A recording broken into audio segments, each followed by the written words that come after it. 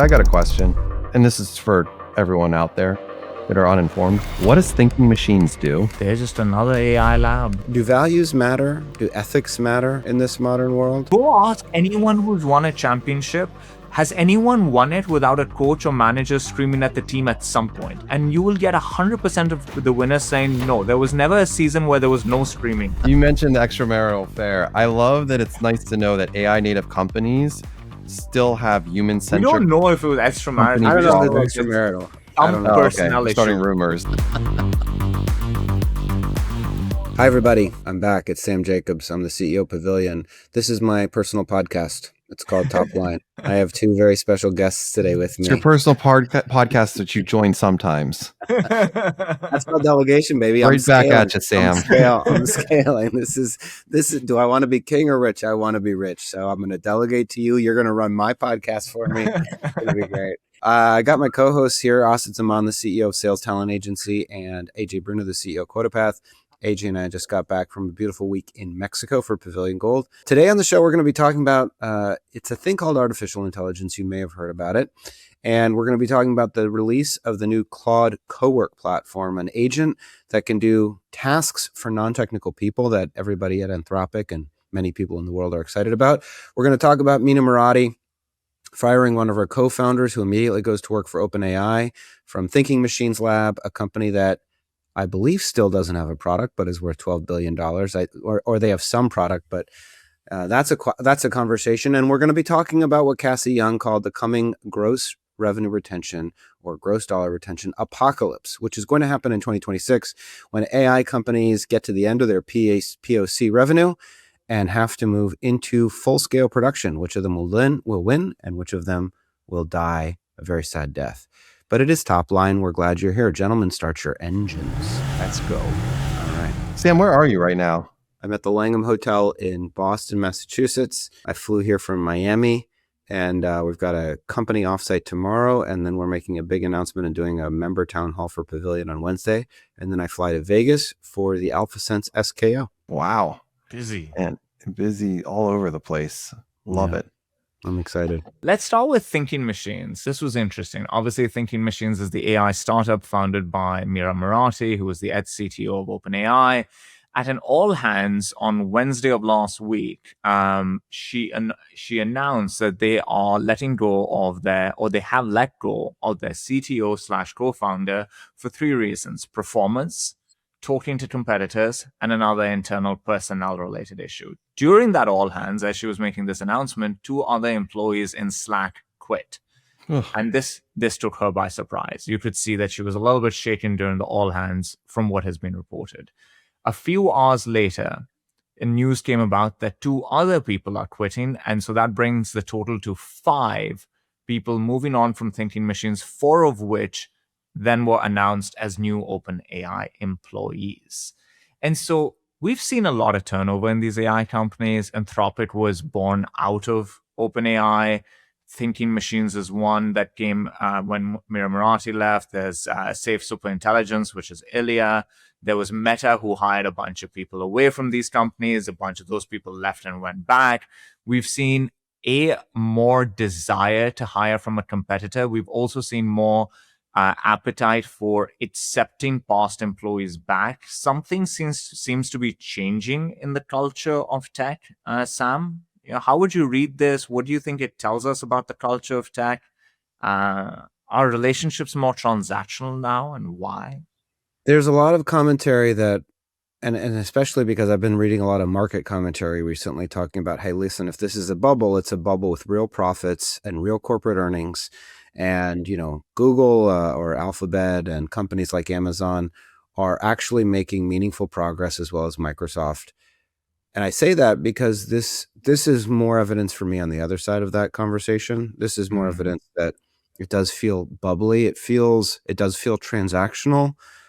It sort of begs the question of what does it mean to be a company at this point? Because you've got this group of mercenaries that could leave at any point, and there's not a lot of loyalty. And it doesn't give me a lot of optimism about what's being built, I guess. I mean, I at the same time, listen, these are groups of people. They're free to do whatever they want. But something about it just feels unstable. And it feels like we're in this era, OpenAI doesn't have any vesting for corporate employees anymore. So the minute that you join, your equity becomes eligible to, How receive crazy access. is that, by the way? That's pretty wild. I think it's pretty wild. It doesn't seem like a good thing. It feels like the purpose of a company is some kind of shared mission. If we don't have belief in that shared mission, then I'm not sure what we're all doing together. AJ, what do you think? Well, you mentioned Anthropic, but you failed to say, Asid, Anthropic hasn't had any turnover at the senior levels. It is a And fair point. They've had the least. they've had the least. And it's really important to note that I feel like when I hear about those companies at the AI level, culturally, I feel like Anthropic does the best job. It's all anecdotal.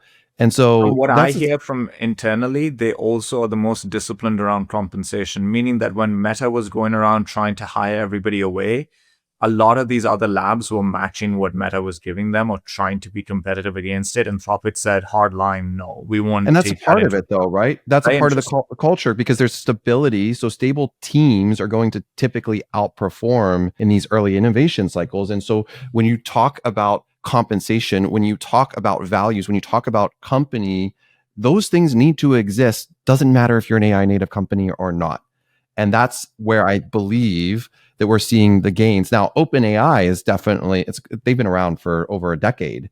So they have that level of stability. Their challenges are on a totally different scale. This is a different OpenAI than it was a couple of years ago. This is a more frantic, more erratic OpenAI. But I Sam agree. can't wait to talk about his hot take for 2026. I've Here already we mentioned it a go. million times, so I don't need to go into it more. But I will say to your point, AJ, that of all of the companies that feel like they have a more disciplined roadmap, and also Anthropic is the company that has products in market that has clear paths to free cash flow and to profitability, certainly than OpenAI. It does feel like maybe Anthropic is the boring alternative to OpenAI, and OpenAI is the more exciting, crazy, reckless version of all of these foundation companies. But something good is happening with Anthropic. I haven't used Cowork yet, but I've read a bunch of great reviews of it. And it does feel like we're moving into this part where if Anthropic really has a clear sense of itself as, we are a B2B platform, we are for professional business users. We're not trying to be your therapist. We're not trying to be your health coach. We are trying to be a productivity optimizer that begins with a technical user base and then moves from there. That feels the cleanest and most strategic and most aligned to me and most coherent relative to what I see happening with OpenAI, where again, I forget who I read, OpenAI made another multi-billion-dollar commitment Cerebrus. to like new chip design. And it's like they don't have the, well, maybe they do have the money. I haven't looked at their balance sheet. Seeing what But sticks. yeah, Just they're throwing just like spaghetti to the moving in wall. 50 different directions. Yeah. Austin, I'm Pushback OpenAI would give you on those deals, because I was thinking about them last night, is the following. So NVIDIA announced a $100 billion investment into OpenAI. But when you actually go read the regulations or the regulatory filings that they made, it's basically an option to invest at a particular valuation on a future date, right? It's an option rather than a commitment, like a core commitment. And if you are OpenAI and you look at these deals that they've made with all of these chip providers, compute providers, it's the same thing. It's an option to buy that in the future if we need it. So an example or a way to pull that thread is OpenAI on the hook for all of that 1 point something trillion dollars one way or the other? They're not. Like, if their demand doesn't keep up, if they don't want it, if they don't need it, if those companies don't have the best chip 3 years from now, they're not tied to having that. And so what they're saying is, and this goes to something that they announced last night, which is they announced that they've hit 20 billion in revenue for the year. And their CFO in her blog post showed that revenue has scaled directly with compute scaling in the business. And so they think that scaling laws have a lot more room to run. And so they're buying the option to have that compute into the future if this theory stays true. And when you look at it from that lens, it's like, interesting. I mean, I'm less upset about it. Like, if you're not on the hook for it, I'm less upset about it. On this front, it feels like the value of a technical breakthrough is hundreds of billions or a trillion or more right now for these companies, right? If you're XAI, if you are Meta, if you're OpenAI, if you have the next big breakthrough, let's say post training was a massive breakthrough. If you have the next big breakthrough, you get a lead on everybody else, and that can be hugely beneficial to you from a value perspective. And so you're just willing to be more transactional with employees along the way, and employees are willing to be more transactional as well. Like it feels like both sides are just more okay with it. Asid, I got a question, and this is for everyone out there that are uninformed. What does thinking machines do? They're just another AI lab. They're trying to come up with some Are product. they building foundation models? What is their product? Right now, they don't have any. Well, no wonder they have really have turnover. they're supposed to be raising a new round of funding at $50 billion valuation. And so when all of this happened last week, everybody is like, that'll make it a little bit harder. Ilias Safe Superintelligence, by the way, the other one that came out of OpenAI, they just said up front, they're like, hey, we're trying to one-shot superintelligence. So along the way, we're not going to have much revenue or anything really going on. But we're going for superintelligence. When we have it, it'll be great. You got to give us a bunch of money to make that happen. I think it's really interesting, the lack of revenue. The co-founder that left was this guy. What's his name? His name is Barrett Zoff, I believe. And one of the reasons that Mira and his relationship broke down was because he had an inter-office relationship with another employee last summer. Does it say anything? Isn't it kind of weird that OpenAI would be like, who cares? That doesn't matter. Like, do you think it's that we just don't know the specifics? It was probably two consenting people. It's not that big a deal. But doesn't it speak to some really kind matter to thinking machines when it happened, right? That was like last year. They fired him now. Your perspective is that's just smoke. That's just noise. That actually she just had a relationship breakdown. Like, are you, I mean, I'll ask you this every question. I'll ask you this question every time we speak, perhaps until a year from now.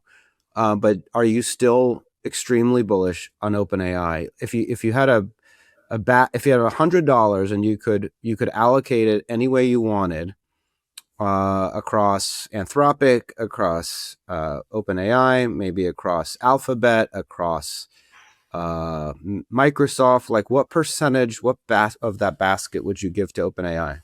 I would give Google 2/3, and I would split the rest between Anthropic and OpenAI, probably. Okay, so that's a very meaningful moderation of your stance like 6 months ago, which is fine. One of the things that you celebrate is you're free to change your mind. Yeah. That's okay. That's a sign of intelligence, not a sign of being stupid. As I get older, like the good words for these things evaporate in my mind as I try to say them. So I'm just like stupid versus intelligent. It's funny how that happens, Sam. I also love the drugs.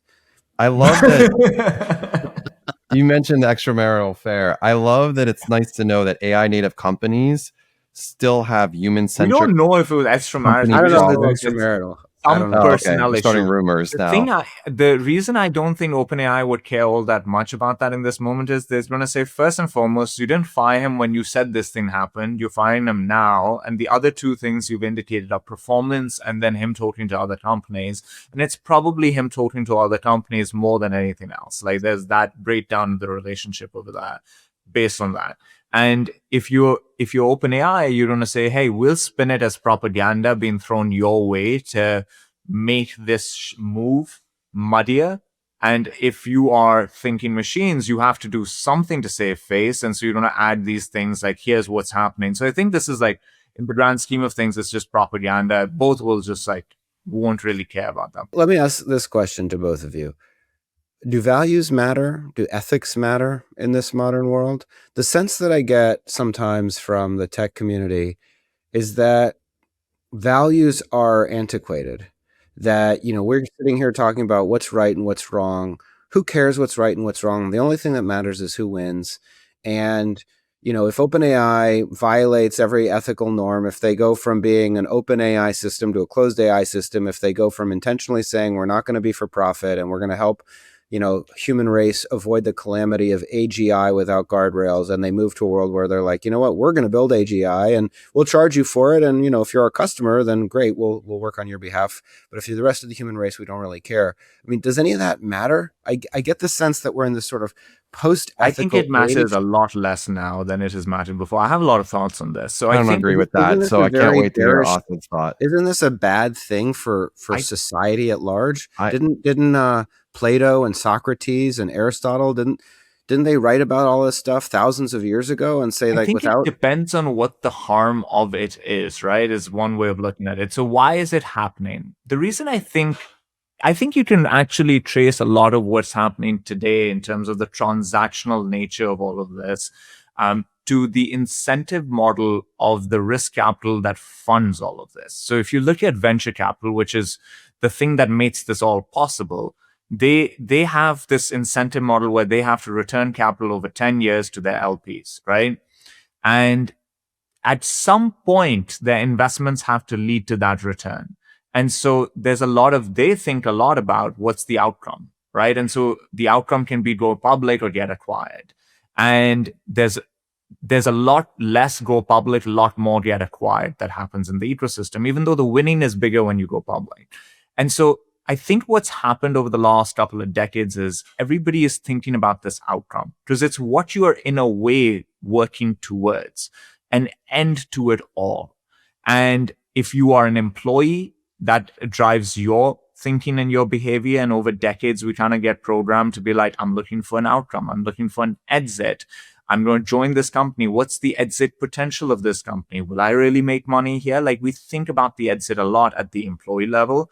As founders, you see more and more founders are building for an exit, for an outcome. They're not building, something that they want to do for the rest of their lives. They're doing something for an end. And I think the incentive model and venture capital and how it works drove a lot of that.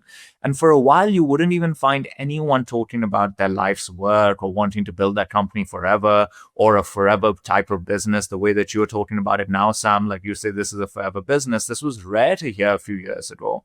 Everybody just wanted an exit. Everybody just wanted an outcome. And I think now there's a little bit of a shift where you're seeing more and more people talk about their life's work, more people talk about the thing you're saying, but it's still a small voice in the grand ecosystem. And so I think slowly culture has shifted towards this more transactional thing in tech. At the same time, the other thing I think is happening is when employees are working for an organization, if you work for a bootstrapped business, I think you care a lot more. You think a lot more about leaving that company, going somewhere else, leaving them and going to a competitor. Like when people leave STA, I think it gives them a lot of trepidation going to a competitive organization. They try really hard not to. Like I've noticed this. Even though they're leaving us, they're not thrilled being here for some reason. They're moving on, but they don't love going to our competitors. I think if you are thinking machines or OpenAI, you're like, everyone's fine. These are billionaires running the business. Everyone around us makes a lot of money. These are well-capitalized organizations. What happens if I left and go to Meta? Like, let me get my bag. You've got yours. Mira, you raised money on nothing. We still don't have revenue. You're about to raise at a $50 billion valuation. You'll be fine.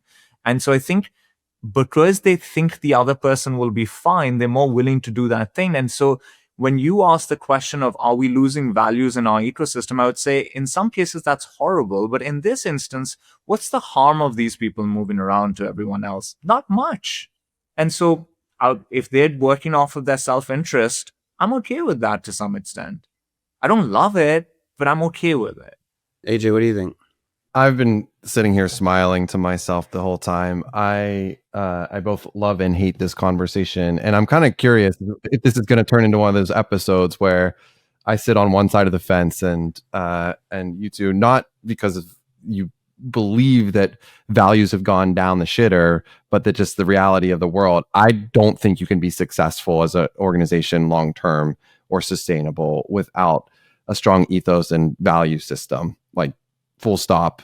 And maybe this is just my own personal emotional tie to it versus the objective feel that Osid is giving. But if you look at the history of organizations and what's been sustainable or not, yes, organizations and companies have had their challenges, their controversies. Alphabet and Google, certainly lots and lots over the years. But at the foundational beginning stages, every one of those companies had what I believe to be strong ethics and morals. Otherwise, they wouldn't have been able to sustain or endure over the long term. But maybe this is my own personal take and own brand coming to it. I like I couldn't possibly imagine running a company and being at the top of the company if that wasn't my North Star. I don't know. That's But again, they aren't killing people. They're recruiting each other's employees aggressively. And employees care less about loyalty to a particular business, a particular leadership team. Like that is, I mean, I I think think you're you have right, to Austin. That question door, whether that's unethical or not. Like I would well, say the there's door was some ethics. opened. Yeah. It's also true that it's tough to tell because the door has been open for quite some time. And I think back to Elon Musk stepping into Twitter and firing half of the company and doing it like in a way where I think a lot of people were turned off or like hit a button or you're gone, or letting people go on maternity leave. Those, I think it but was a 50-50. There were as many people that were very impressed with what he did. but I'm just saying that the general sentiment at that time from wasn't positive, wasn't viewed positively, but the end result is that Elon Musk is worth trillions of almost $1 trillion, right? Twitter is And better. so And Twitter kept running, and Twitter is better. And that meant that there was employee bloat and like all of those things. But I don't know if that necessarily, like, I think if what you're saying is the fact that he did that made it so that employees feel that I can be treated transaction. We've been having layoffs forever, right? Like that wasn't the first time there were layoffs. I think people understand that they can get laid off. I think what is interesting right now is moving to the competitors. It's like everybody has always known you can lose your job, markets turn, turnover happens, layoffs happen, etc. I think that's like common sense. But moving to a direct competitor, like that is the thing that is super unique over here, where you're leaving thinking machines and going to OpenAI, and OpenAI is celebrating this. And I'm noticing that there's more of this happening in other places. So STA this year or last year helped some really large businesses hire away salespeople from their competitors. And some of these people were paid up till $1 million to not sell for 1 year, to basically get past some of the contractual obligations they had before they could start selling for the new organization. But we're talking about companies spending 7 figures to hire away a salesperson to put them on the bench for more than a year. That's really interesting. You're noticing this in more places, I think. My point wasn't necessarily that like hiring away people represents a lack of values. It was more that this guy, and again, I understand that people can be accused of any number of things, but it was it was the lack of concern about this workplace situation, where it's like, well, that's obviously a smear tactic, and it didn't matter. If it really mattered, they would have fired him, when it happened. They didn't fire him when it happened. So Murati's just smearing. But I guess what it speaks to me is not about that it's horrible for people to hire away people from competitors. Honestly, as I tend to, I'm going like much bigger picture than that, and just thinking again about a group of people particularly in Silicon Valley that just seem divorced from even the idea of why social values are important, like why it's important, why the Judeo-Christian ethos, the 10 Commandments, and all of the things that we've based society on are important. Why would it be important for us to think about justice and judgment and I fairness? think they would really argue with you on that, Sam. I think what they would say is that we have our own values. We have our own set of right, but those values these values are based on thousands and thousands of years of human interactions, and theirs are based on the fact that they're largely, that they're a group of people, not exclusively, but if you look at the spectrum of intelligence, they're going to skew to the process side. They're going to skew to a lack of empathy. They're going to skew to prioritizing technical skills over social or cultural intelligence or education. On this one, they would say innocent until proven guilty is a core tenet of the US way of doing things. And so this person, what's the public proof that what they did was so big, so bad, so horrible? It feels very convenient for thinking machines to have slapped this onto the situation, knowing that he was probably about to leave anyway. And so I just get worried about a group of people that are celebrating work ethic to the extreme, that are celebrating build it no matter what. The only thing that matters is whether, as you said, Asid, you get the bag, you secure the bag. The only thing that matters is how much money you make. It doesn't matter how you made it. and the ends justify the means, and it feels like a very negative indicator on social equilibrium, on this idea that we're all in it together, on I've never, anyway, it doesn't, I don't I need to think belabor the some of point, them, but like, yeah, I think it's nuanced in the sense that if you look at somebody like Musk, I don't think he's as money driven as many others, and I think he does have certain like I don't think he's money driven at all, to be honest. I don't like he doesn't. It's not money. What I he think has he enough of does it. care about resources. Like he understands that resources is power and influence, and so he wants it. But I think he's got other things that matter to him a lot as well. And I think in a lot of these people, they want to shape the future, and I think that supersedes almost everything else. They believe in raw capitalism. I think this employee thing but is pure shaping the capitalism. future to what end? That's my point. To what end? What happens when they get to the future and nobody believes anything, and we don't have a set of shared values? What happens then? What's everybody doing? It just feels like this sort of totally disassociated society where, I don't know. I feel it's important that we all feel like we're in it together. I've never felt, I was saying this in Mexico, AJ, like it's never felt less like America.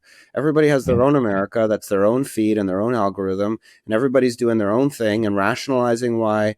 I have family members who are on the other side of the political spectrum from me, and I guess, I skew, honestly, I skew right a little bit at this point. But I have family members who are like, well, that United Healthcare CEO, maybe he had it coming, and it was like totally wild.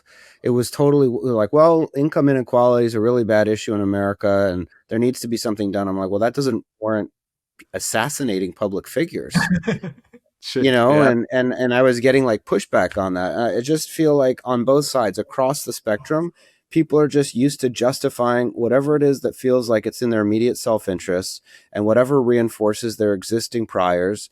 And hey, yeah, he maybe he had an inappropriate relationship, but it's probably a smear tactic, and who really cares? He's a great technical founder, and I don't have time to worry about that stuff. Let's just go. Let's get to the future as quickly as possible. It's like, well, what future are you building? What is the I think future without values? I agree with a lot of what you're saying, except on this specific instance of it. So, like, I actually think there were a lot of instances where there were people that it's too easy to accuse someone and then change their life as a result. And we saw versions of that, like it happened when things were really at the peak a couple of years ago with the DEI and all this stuff. And I think it's important that there's due process and that we get to that people have the opportunity to defend themselves and that objectively one comes to a conclusion whether they did something or they didn't. And in this instance, it feels like if we take what they're saying very seriously, in a way, we're saying thinking machines has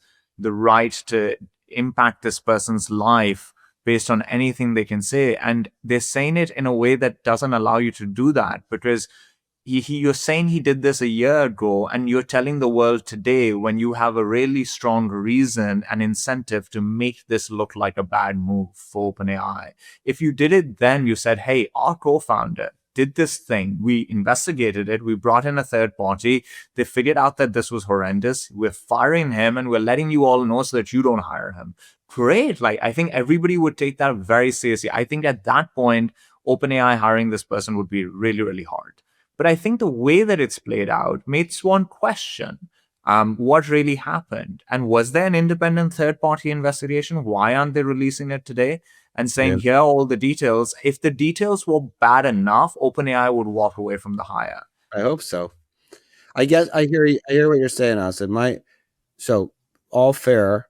And I will say my biggest point is that to what we're talking about, right? I think there is a space for a different conversation. I think there's a space for people like you and me and AJ and whomever to say we're building long-term businesses that are going to compound over 10 to 20 years. We're not trying to flip it tomorrow. This is the thing that we believe. We believe in helping human beings. We're a human first business, and people that want to express a different perspective on what's important in life. When Lemkin says, I'm not investing in any company that isn't growing 500%, there's a space for people to say, well, if that resonates with you, you can go that way. But by the way, I'm building a club over here that's focused on helping people build long-term businesses and deliver long-term value that aligns with an optimistic, aspirational belief in the quality and importance of human life and human creativity. For those that are out there listening, don't worry. I still skew left, so I can balance Sam out here. No problem. Slightly left, like very left. I think that's true, Sam. Like I think there's everything creates an opportunity for the opposite, and Yeah. so I think I like both ends of it. Like I love working with these AI companies. I love working with the private equity side. I love working with the bootstrap side of things. We are a bootstrap business ourselves, and I think the world is quite textured. Like I've noticed more loyalty in bootstrap businesses. I think that's a really positive sign. I think people are looking for all sorts of experiences, and you need to be aware of what the different experiences are, and so that you can make informed decisions, and we can help you do that by explaining what's going on. And then you have to pick the right one for yourself, right? Like for some people, working in these AI labs is the right thing for them, for their character, for their personality, for what they're working towards. And for some people, something like what I've got is better. And I think the people being able to make those informed decisions is the thing that is what I'm most excited to facilitate, and I think is required in this world right now. Do you think that this transactional employee thing, though, plays out into go-to-market in any significant manner? Like I gave you an edge case example of what Yes. happened, but it was still like an edge case for us. AJ, do you think this plays out more broadly, where Yeah. HubSpot realizes that the person doing this job, I don't know, their direct competitors like high value, bring them away. Like they fight more for go-to-market people the same way. I mean, I think we're just quicker to make decisions around it because AI and the market, competitive market or lack thereof, meaning that you can't just job switch, has made it much easier for us as CEOs to make quicker decisions, to see something and be like, that doesn't sound right. I'm going to make a change or a swap. Well, we talked a little bit about this in Chatham House Rules, Sam. So don't worry, I'm not going to say anything about last week in the way where, but we talked about the cycle of a CRO, and that you're in that job for, what is the average statistic still, Austin? Is it 18. 18 months? But for is it? private companies and about 20 months for public companies, or 22 But months. that feels like that's getting even shorter, and I can Two tell extra with, months for public. That's crazy. yeah, it's insane. And I can just tell from the conversations what I'm feeling, even within my own company, of like, if someone says something wrong, like, oh, I'm not going to use that AI tool, I don't believe in AI. How long are they going to last? I mean, you laugh, but I saw I only laugh because I'm like, you are really counting on a certain group of people not listening to this podcast. No one listens. They don't care. But like, I see that, and you're as a CEO going to let someone not, like, they're going to be stubborn about this? No, they're gone, and they're going to have a turnover. So we become more transactional, to the point that Sam was making earlier, and like you said, there's just a small voice of small community of people saying, I want to grow 10, 20 years from now and be a sustainable business, versus flipping. Well, in that mindset, you need people now. You need this today to work. You can't wait for it. So it's become even more transactional. I hear you. I'm not sure that makes us transactional though, because like I've been thinking about this a lot, which is that, let's say you have an organization, you have this distribution of tenure within your organization, you have your best people who've been there for a very long time.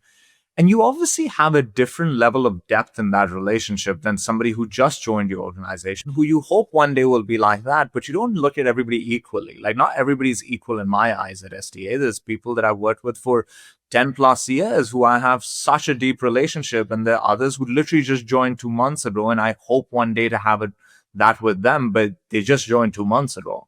And I think what I'm realizing is that this being fast to correct problems is you being more loyal to your best and most tenured people, because the performance impact of that person who's lagged in your business, the C player, is driving everyone's energy down and is impacting everyone's future potential. If our businesses do 10 good things and one really bad thing, more people hear about that one really bad thing than they did about the 10 really good things. That's just a reality of reputations and trust. And so that one person can have such an outsized impact on all of us and our experience and our future. And so it's important to be quick and decisive in correcting that out of loyalty to the top and to yourself and to the mission. And so I don't think of that as me being transactional. I think that's like the most minimum thing I should be doing. And I think when I wasn't doing that, or when somebody isn't doing that, I think that is a mistake and should be corrected. Okay, let me ask you this then. It should be corrected. Are you talking about your management team, or are you talking about anybody in the organization? Anyone in the anybody. organization that Right. is not performing at the bar that you have set as the minimum bar, at least. Like, we have the minimum bar, and then that's where like everybody gets to do this for as long as they want if they hit this bar. If they're not at that bar, you got to make that decision extremely quickly and decisively. As long as you clarify the bar very clearly, Yes. and I completely agree with you, Asid. AJ, what were you going to say? No, I want to just actually ask you both a real world example, or just an example where if you saw this from an individual contributor, you saw some sort of behavior that was just like not in line with what you just said, Asid. Are you going straight to that individual contributor and telling them? Are you talking to their manager first and saying like this is like they're not going to? Corrective action comes only from the manager. I have a rule, and no one can have harsh conversations with somebody that doesn't report to them. Even I don't want to be that person. Like, so if I see something, my first thing is I'm going to the manager and being like, that's that manager's job to deal with, and so I'm going to give you signal. If I'm giving coaching, that's different. So if I see somebody make like a slight mistake somewhere, and I'm like, I can coach you through this. That's that easy. I can do that at any given point in the day. But if you need to be given a talking to, that has to come from your manager and no one else. I agree with that. I'm also kind of curious, like how quickly, because managers a lot of times are going to defend that person, and that's just the general human behavior of like defending your team. Whatever. Let's say you have a first team and you're like get through that. How long do you wait, or what are you looking for in examples from that corrective behavior? And are you looking for examples It's so quickly? situationally dependent. The one thing I'm looking for is actually not a lot of excuses being made. Like I want, if I'm coming to you and I'm saying this is a big enough issue where I don't think it's a coaching thing. I don't think this person said something wrong or didn't set the agenda correctly on a call. Like this person did something bad. Like this needs to be addressed. And so the first thing I'm looking for is you not to like create excuses for bad. I'm looking for you to hear and understand. And then I'm looking for swift action. So I think within a 24, maybe in some cases 48-hour period, that manager has to come up with a point of view on like, what are we doing about this? And then go and do that thing about it. Like I think the window of opportunity is very, very short because you've seen something concerning, and the longer it doesn't get addressed, the more chances of that concerning thing happening in other moments where you're not there and the manager is not there. That opportunity, that probability is high that this thing is happening further along as well. And so you have to get ahead of this. Speed and clarity of thought and then action is what you're looking for from your managers there. What you're not looking for is excuses. That's bad management. I will also say exactly to your point, Asid. Kevin Dorsey has some, when he's public speaking, he's got great little slogans and mottos. And one of them is, what you allow, you encourage. Yeah, I use that all the time. That is 100%. It's not even just that if you don't say anything, the behavior might persist. It's that you're in some ways tacitly celebrating the behavior. And I've even seen that, within Pavilion over the last couple of years where, a manager allows a certain kind of low quality activity to either, happen or they're not investigating, they're not inspecting, because of course the other great phrase is what you expect, you inspect. I believe that originally came from the Navy. But the point is, so the manager stops checking.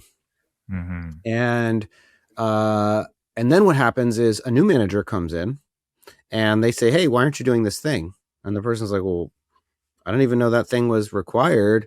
I've been not doing that thing for 4 years, or 2 years, and nobody said anything. And that's a moment where, Danny Meyer calls it constant gentle pressure, right? Like that's when you just have to say, here's the expectation. Yeah. It's not necessarily that you're getting fired, but this is the expectation. I want to be extremely clear. This is what we expect of you when you come to work every day. And if there's any lack of clarity about that, you can let me know. But otherwise, I'm expecting you to adhere to this standard going forward from here on out. What you allow, you encourage. Sam, you're going to love this. I use it all the time. I attribute it to you. Oh, what is it? what, You you allow, you you encourage. attributed that to me? Yeah, because you first said it on a Top Line episode like 2 years ago, and I use it all the time. That's great. Well, And I was like, oh, it's Sam going to go back Jacobs to came up Kevin with that. Dorsey. I'm sure he stole it from somebody too, but it's this is the culture. We toss the ball back and forth and evolve over I years. think And like I've been thinking about culture a lot these days, and I'm back to thinking values don't matter. Not that having a moral and ethical core does not matter, but I think organizational values matter 0%.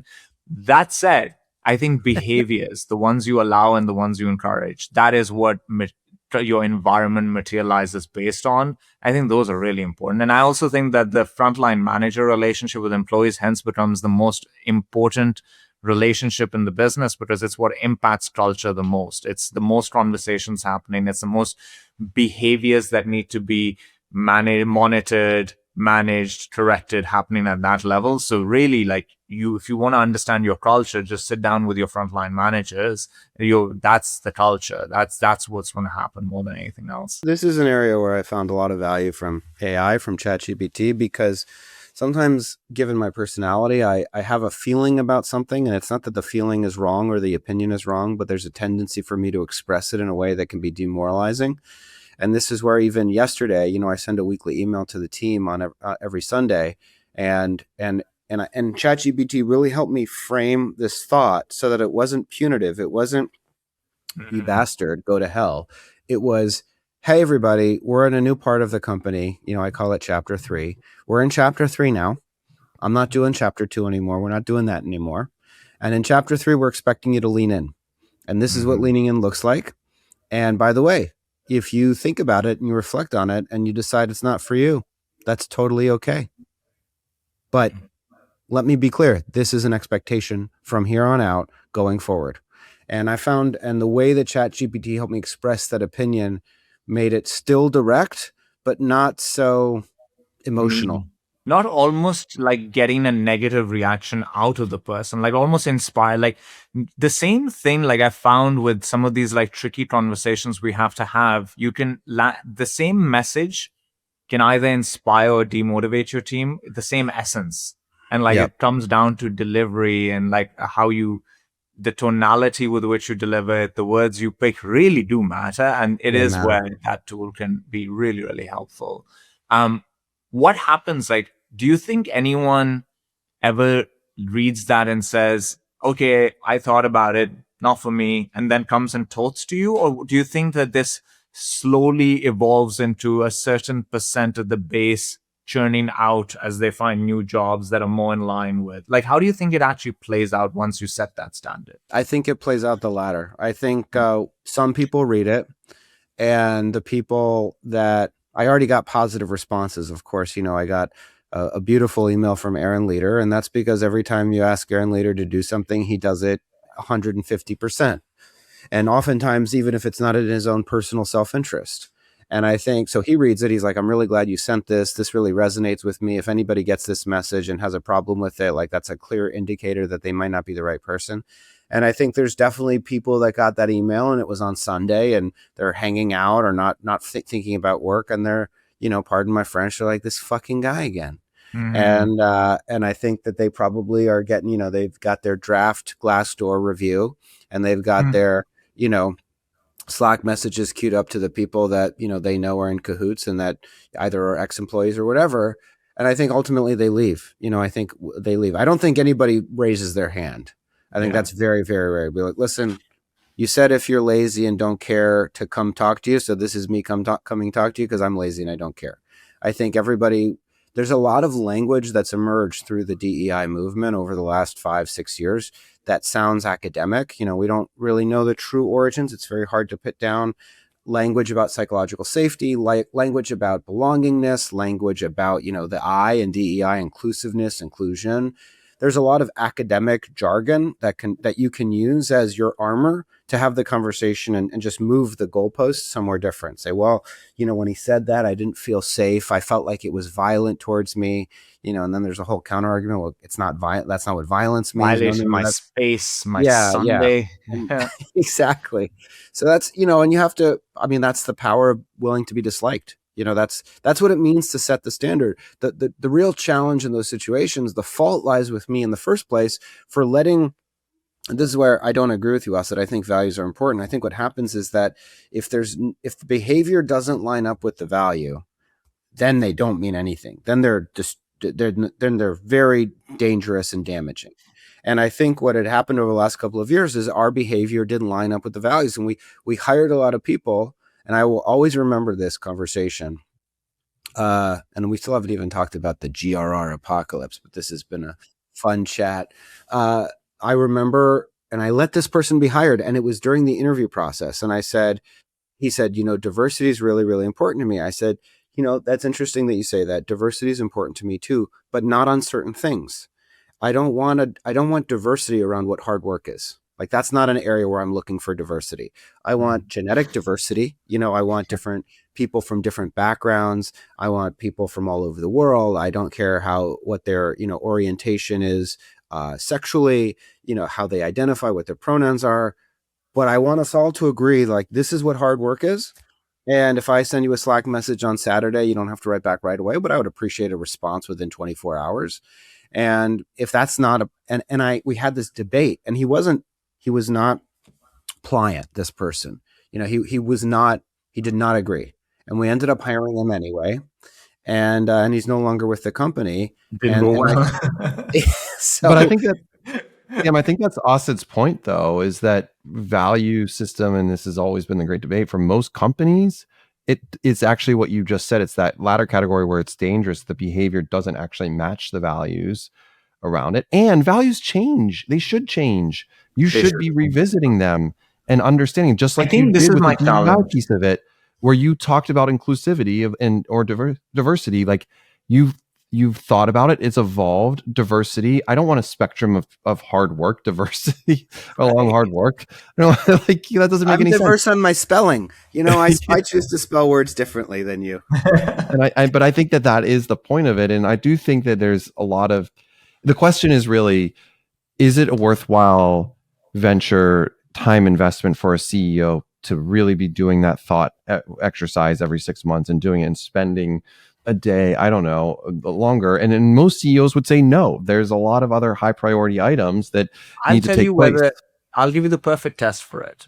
Pick any bucket. Like, I think a venture capital firm should do this. Like, if you're in Andreessen, pick a fund, call all the companies in that fund at the middle management layer and ask them to tell you the values of that company. And I assure you, no one knows anything. Like, because I know this, because I ask people, like, for a long part of my career, I would ask them I would ask HR leaders the values of the organization, and they wouldn't know all of them. I've asked CEOs, and they don't remember all of them. Like, I don't think people remember the values. And so I think if they don't remember them, then how useful can they really be? I do think that you need guiding principles. Like, I think you need a purpose and a mission and some core principles.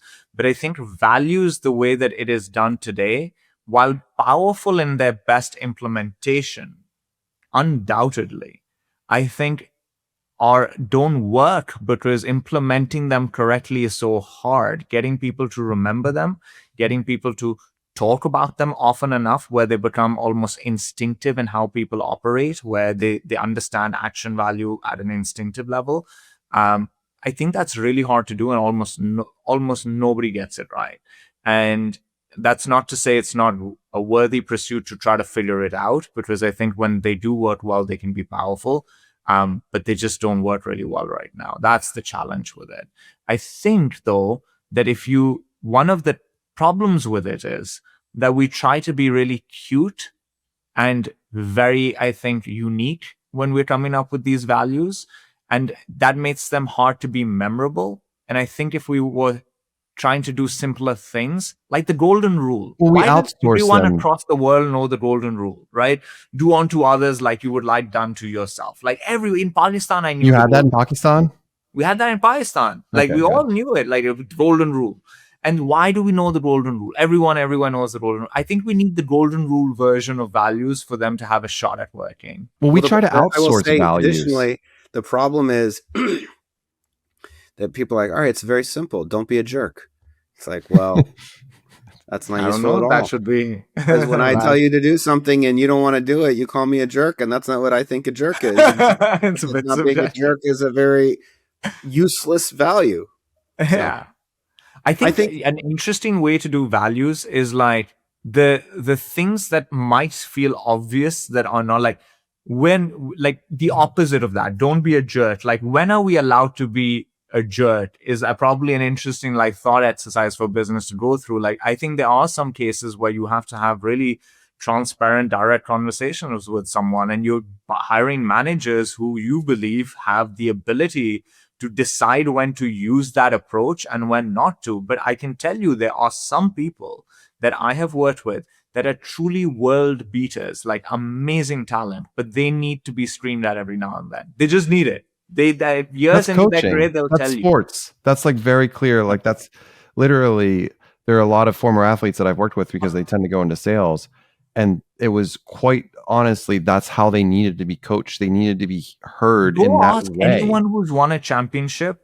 Has anyone won it without a coach or manager screaming at the team at some point? And you will get 100% of the winners saying, no, there was never a season where there was no screaming. But somehow in our businesses, we expect the winning to happen with no screaming. It is a little bit insane to me. Yeah, no emotion. You can't be emotional about your business. Sam, stop getting emotional. Stop it. I get feedback when I meet with, because Sam Slevin and I worked together like 15 years ago, and when I meet people from those days, they tell me what I used to do, and on one hand I'm appalled, and on the other I'm impressed. You're like, And I'm I like, wish I could still do that. I wish I could right, I pull wish that I out could still every do now and that. I then. wish I'd be like, yeah, if you come in, we're huddling up at 8:47, and if you're here at 8:48, I'm going to make you cry in front of everybody. I sent people home. Remember this. I literally, if you came in 8:45, I sent you home. You like you're done for the day. And I'd see Zero? people sprinting up Brazos because they were like, had to be asked in seat. But guess what? 99% of the sales organization was in their seats at 8 a.m., not 8:45, and you 8 sold that a.m., company for 220 or 225. 230 And now I've gotten soft. And now I'm big million. softy No, because I I have know three we've all gotten daughters. soft. My school, when I was growing up, my high school had a rule for a while that if you're late, we had morning assembly. And if you're late by even a minute, if you're late 3 times, you get sent home the fourth time. And this is a horrible rule to have in a school where people are not very engaged. We would, like, on purpose just be as late as possible to get sent home as much as possible. And so they eventually had to get rid of the rule. I guess in the company, a person feels like there's a clean line to getting fired if you keep doing that. Was that the thing, AJ? If you'd send somebody home a bunch of times, soon they'll be fired. Hence, they didn't want to be late. Oh, you would never. There was one sales rep, and I'm going to make sure he listens to this. He does listen to it. Andrew Fisher. Fisher was late twice. Actually, one of the times we had like these days where you had to dress up in different themes for closing week for the last week of the quarter. And so we would have like, it could be like Halloween or whatever. It could be Hawaiian shirt day.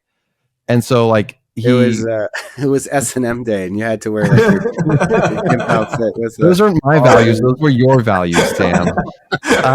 And so he didn't show up one day in like a theme. Like it was like a dress to impress. You had to be in a suit and tie for like an old school 90s seller.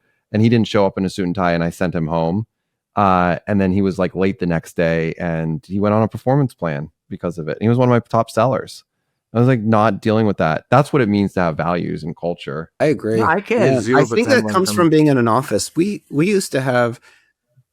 I was very tough back then, but we also celebrated. We made T-shirts for big months. Like it was fun. We had fun. It felt like hung kites over everyone's desk, and you got kite tails for being like the top seller of the month. I think when we were in an office, my average time when I would get to the office was 11 a.m. I rarely was in the office before 11. So it was very opposite to you guys. I could care less when the person came. Like there was a guy who was coming to the office for like a long time at 7 a.m. to be known as like the person who comes early. And because I came so late, I would never know when anyone came.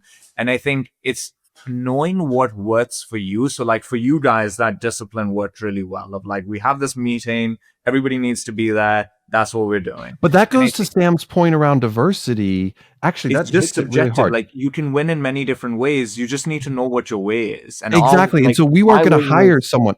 I couldn't hire someone that would come in at 11 a.m. I'd fire them immediately. Yeah. And I didn't. Absolutely. And I didn't like people's cycle. I will Especially the remember boss. this. The boss comes in. I mean, that was the way it was at Axial 15 years ago. Everybody's working their ass off, and the CEO comes in at like 11 with his bike helmet on. And you're like, what the fuck? Are you serious? Did that really happen? Oh yeah, of course it happened. He didn't work Fridays, because you got to beat the didn't work traffic out Fridays. east. Yeah.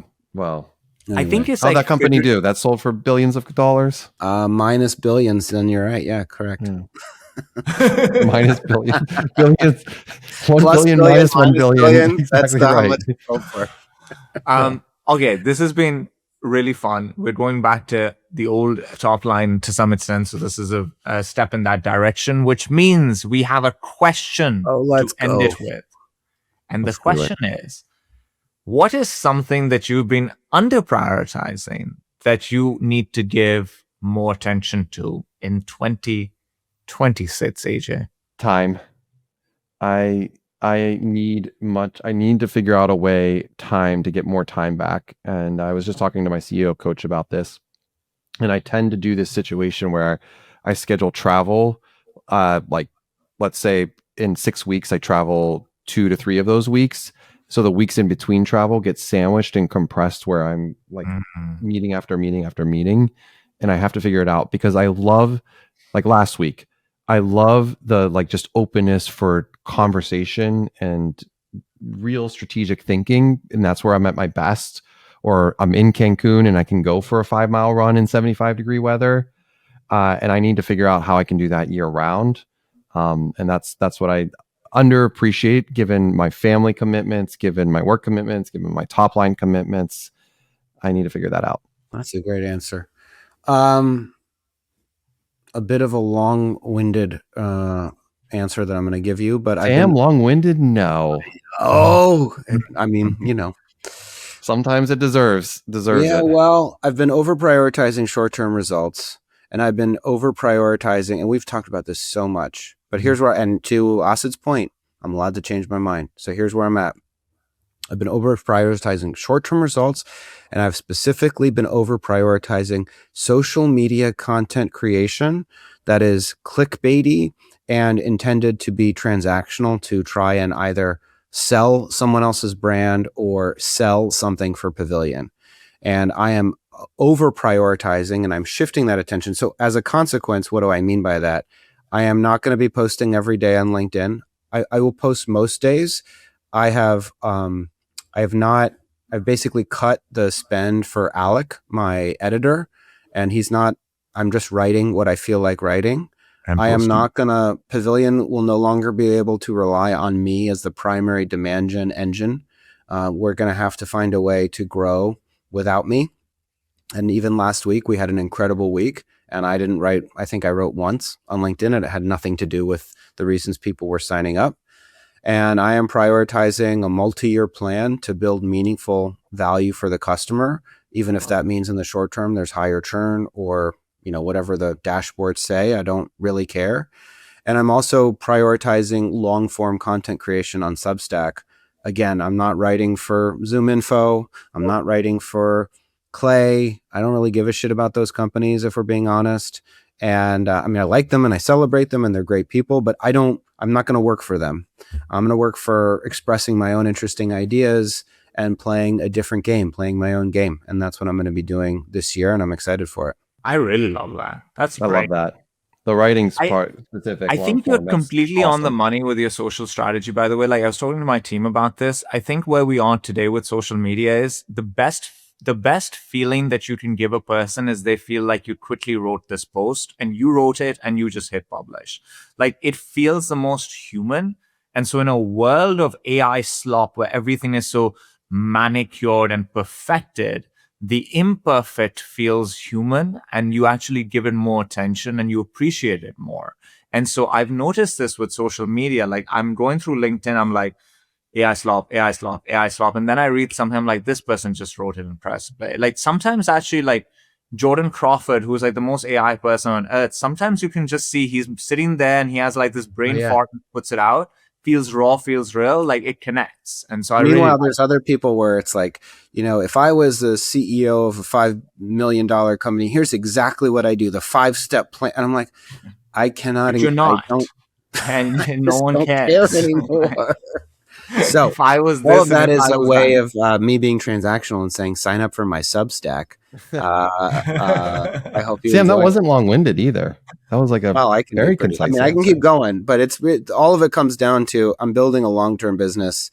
The only way for me to create value with Pavilion is not to focus on short-term results, and I'm going to let the chips fall where they may as a result of that. This. Mine is organizational design. I think in my career I have not prioritized it enough as like such an important part of running a business and trying to achieve a mission is really like looking at your organizational design and asking yourself if it's set up for communication to flow in the best way possible, if it's set up so that people have the right support, not maximum support, but the right sort of support. If energy needs a structure to flow through, if essentially the structure that you've designed is such where energy will flow through correctly. And I think it's just so important. And I'm realizing this because last year we went through a pretty big reorg, and it was so good for the business. It was so good. And now we are again going through another one. And what I have learned in researching some of this is that if you look at some of the most high performing companies in the world, you'd be surprised how often they reorg. And they reorg because the world around you changes and you change and your needs change and your people evolve. And so sitting down once a year and tinkering with it is probably a really good practice. And maybe every 2 years you have to do some really fundamental changes to it. That's my new lesson. And so this year I'm going to be thinking about that a lot more than I have in the past. I think that some of your HR moves are really quite inspired, Asit, I have to say. You have a chief of staff for communication and content. That is so cool. I do. And I love that you're willing to make bold decisions on jobs that really haven't been normalized in the rest of corporate America. So it's pretty cool. Always a pleasure to see both of you. Thanks for another rousing edition of my podcast, Sam Scotland. Rousing edition. Are you aroused? You're at the right place. If you are on YouTube, would you be so kind as to smash the subscribe button? Thank you so much. And if you're listening on Spotify or Apple Podcasts or wherever, or Snipped, give us 5 stars and tell a friend about Topline. Tell a friend. Net promote us. Thank you for listening. We'll be back next week. Thanks, everyone.